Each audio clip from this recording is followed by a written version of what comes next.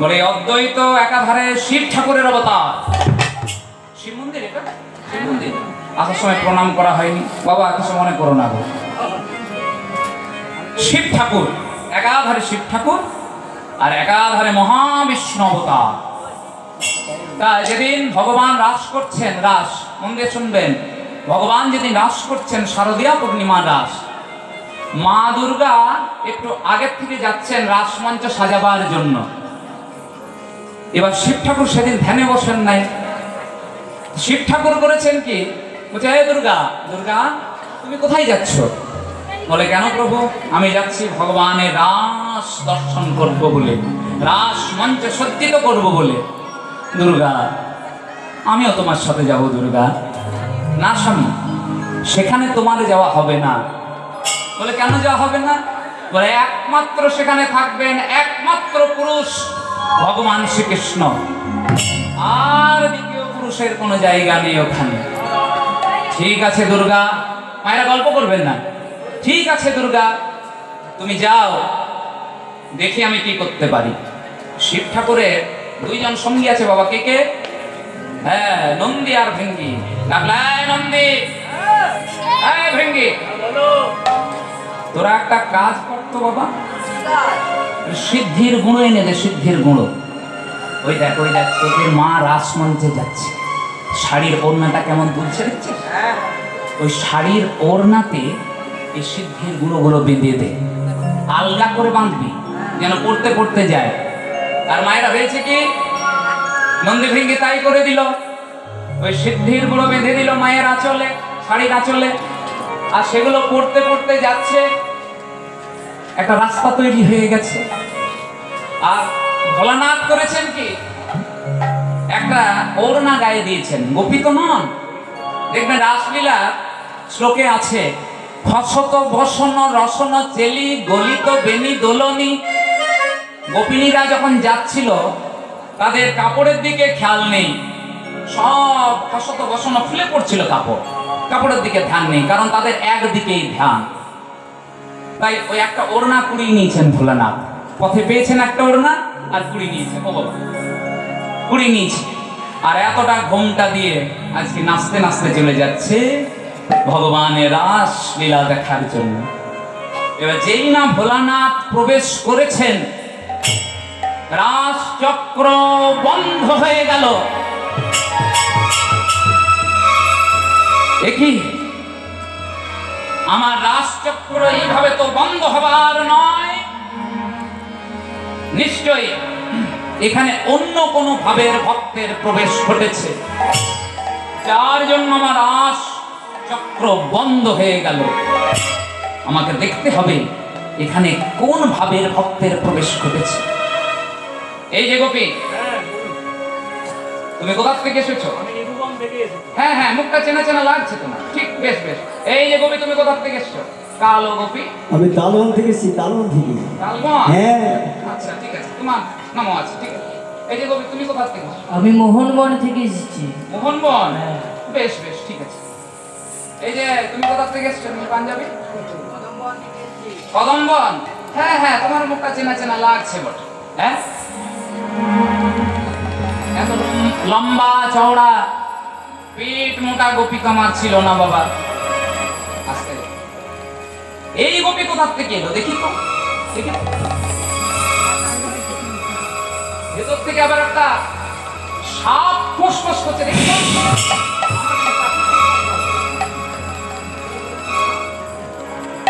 ভেতর থেকে একটা সাপ ফোঁস করছে, আবার পায়ে সাদা সাদা ছাই মাখানো, এত মোটা পেট। আমাকে দেখতেই হবে এই গোপীকে। এই যে গোপী, নাম কি তোমার? কি? শ্বেত গোপী? এই শ্বেত গোপী বলে তো আমার কোনো গোপী ছিল না। আচ্ছা, তুমি কোথা থেকে এসেছো? বেলবন থেকে এসেছে শ্বেত গোপী? না, এই গোপীর তো আমার নাম নেই, দেখতে হবে এই গোপী কোন গোপী। ভগবান বললেন কি, যেই না দেবাদিদেব মহাদেবের ওড়নাটা খুলে দিলেন, একই ভোলানাথ সত্যিকারের আমার স্বরূপ বুঝতে না পেরে সাধারণ মানুষের আমাকে অবজ্ঞা করে। তুমি ভোলানাথ হয়ে আমাকে অবজ্ঞা করলে। অবজানন্তি মাং মূঢ়া মানুষিং তনুমাশ্রিতম পরং ভাবম জানন্তম ভূত মহেশ্বরম। অপরাধ করেছো, অপরাধ করেছো। গোপী না হয়ে ওইরকম একটা গায়ে ওড়না দিয়ে কি আর গোপী হওয়া যায়? এই জন্য সাধন ভজনের দরকার আছে। গোপী না হয়ে ওই পোশাককেও তুমি অমর্যাদা করেছো, আর আমার এই রাজচক্রে তুমি প্রবেশ করেছো। অভিশাপ দিলাম, তোমার নরকুলে জন্ম হয়ে যা। বাবা ভোলানাথ হাত জোর করে কাঁদতে কাঁদতে বললেন, হে গোবিন্দ, আমি নরকুলে যাব তাতে আমার দুঃখ না, কিন্তু দেখো যেন তোমার চরণ ছাড়া করে দিও না।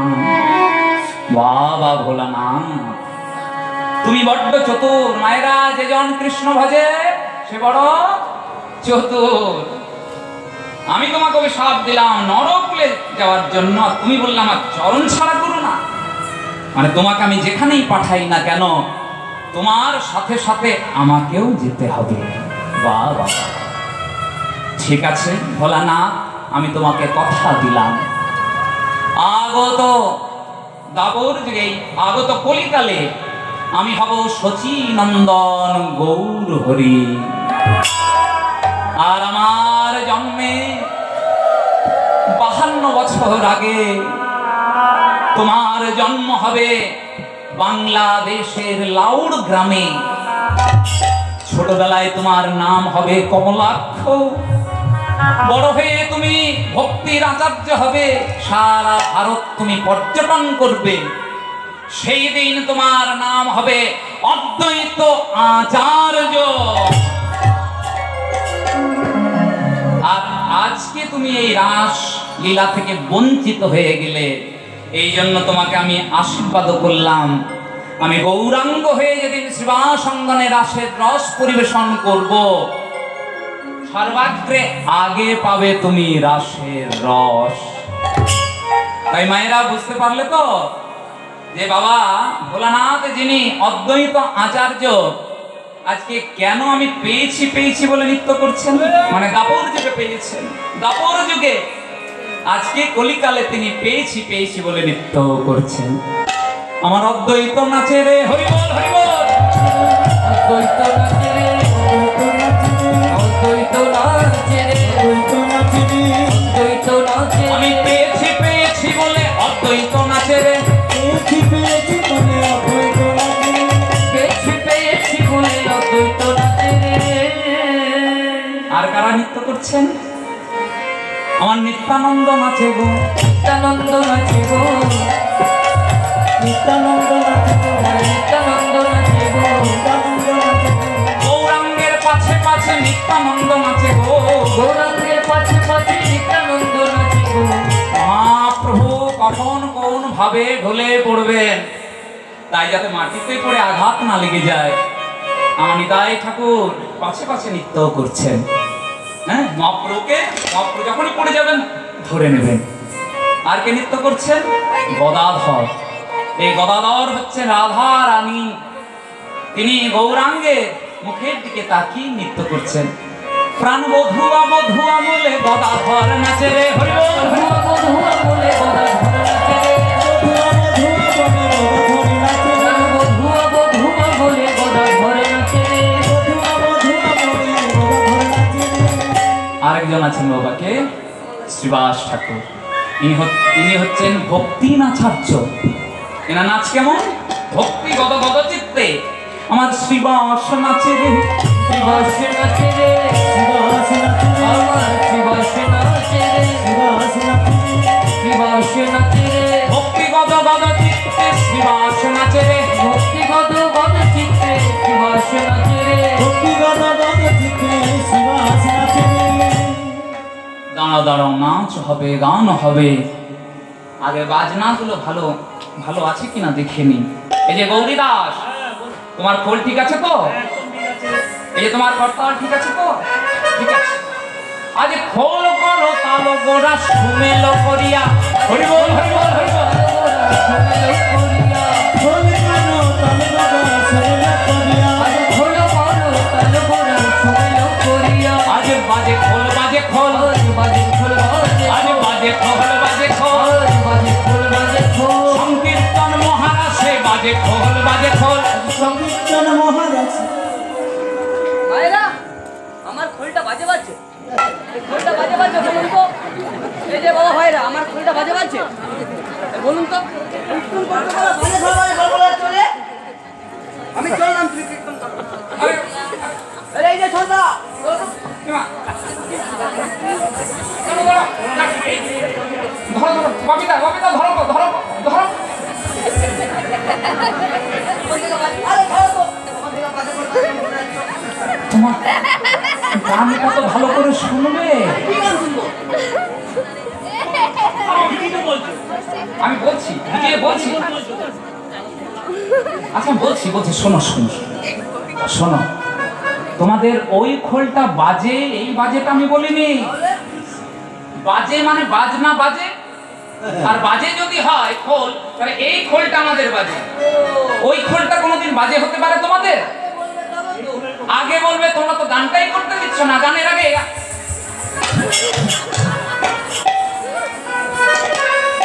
গানটা তো আগে শুনবে। বাপরে বাপ, কি ভয়ঙ্কর ব্যাপার বলুন দেখি। গানটা শোনো ভালো করে। বলে বাজে খোল বাজে খোল, হরি বল হরি বল হরি বল, খোল বাজে খোল, খোল বাজে খোল বাজে খোল, বাজে খোল বাজে খোল, সংকীর্তন মহারাষ্ট্রে বাজে খোল বাজে খোল, সংকীর্তন মহারাজে বাজে খোল বাজে খোল, সংকীর্তন মহারাষ্ট্রে বাজে খোল বাজে খোল, খোল বলে ধিক্কাং, খোল বলে ধিক্কার, তাকে ধিক তাকে ধিক, তাকে ধিক তাকে ধিক, শত শত শত ধিক, তাকে ধিক তাকে ধিক। শত শত শত ধিক, তাকে ধিক তাকে ধিক, শত শত শত ভিড় তাকে ভিড় ভিড়। মায়েরা, আমি কিন্তু ধিক্কার দিচ্ছি না। এই খোল কি বলছে দেখুন, তাকে ধিক তাকে ধিক, শত শত শত ধিক। আজকে রাসের দিন কিন্তু এই খোল ধিক্কার দিচ্ছে। আগের দুদিন দেয়নি, কিন্তু আজকে দিচ্ছে। কেন? কাকে কাকে ধিক্কার দিচ্ছে জানেন? বলে কীর্তনেতে ঘুমায় যারা, তাকে ধিক তাকে ধিক। ইসলামেতে ঘুমায় যারা, তাকে ধিক তাকে ধিক, ওই কীর্তনেতে ঘুমায় যারা, তাকে ভিড় তাকে ভিড়।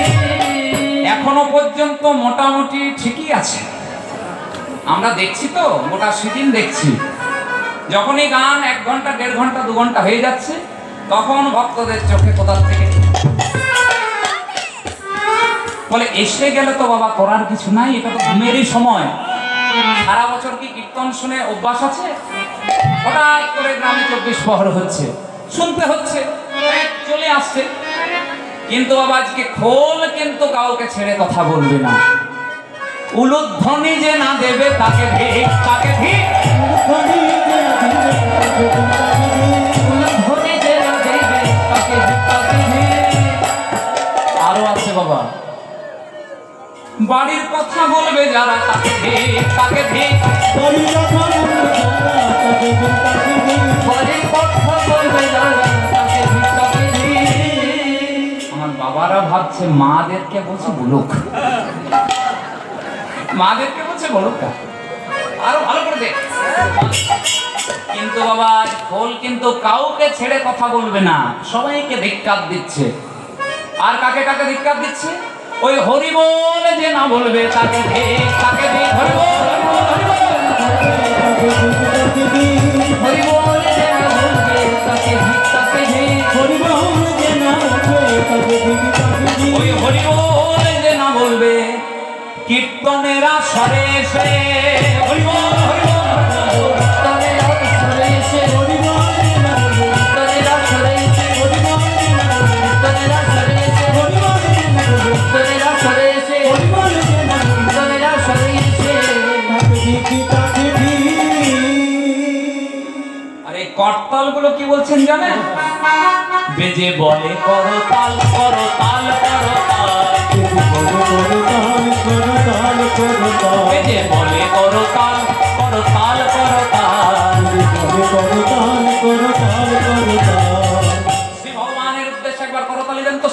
নিতাই গৌর প্রেমানন্দে একসাথে করতাল। আনকাপড়ি কথা নয়, মানে আছে, তত্ত্ব আছে। কি করতাল? যারা যারা ওই সংসারের জ্বালায় জ্বলে মূল, শুধু সংসার সংসার করেই পুড়ে মূল, তারা বেতালে তাল দিচ্ছে।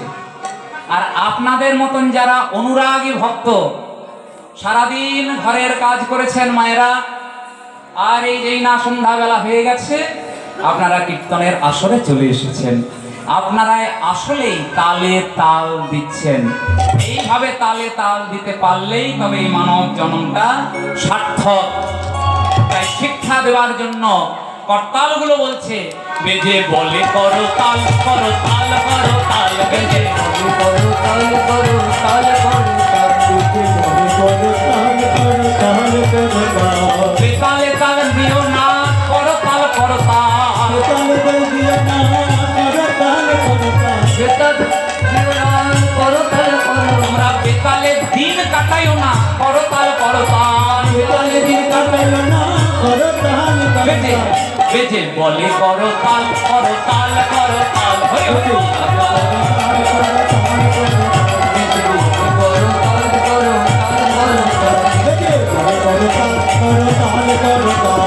করো তাল করো তাল করো এবার তার মাঝে নাচে গোরা, রুক্মিণী জয় গোবিন্দে। তার মাঝে নাচে গোরা তার মাঝে নাচে গোরা, জয় জয় জয় দিয়া বলে, জয় হোক জয় হোক, জয় হোক জয় হোক জয় হোক, জয় হোক জয় হোক রাসেশ্বরী রাই কিশোরীর জয় হোক জয় হোক, রাসবিহারী বংশীধারী রাসেশ্বরী রাই কিশোরী রাসেশ্বরী রাই কিশোরী রাসবিহারী বংশীধারী জয় হোক জয় হোক বাসুদেব ঘোষ কহে করে বিলাস, রাস রাস গোরা চাঁদ করিলা প্রকাশ। গৌরচন্দ্রিকা যখন শুরু হয় মায়েরা, 28 মাত্রা তাল দিয়ে শুরু হয়, আর যখন শেষ হয় 14 মাত্রা জামালি তাল দিয়ে শেষ হয়। কিন্তু এখনকার দিনে কীর্তনের এমন ব্যাপার হয়েছে বাবা, এই সকলের কেউ ধার ধারছে না। আজ মূল কীর্তনের জায়গায় নেই।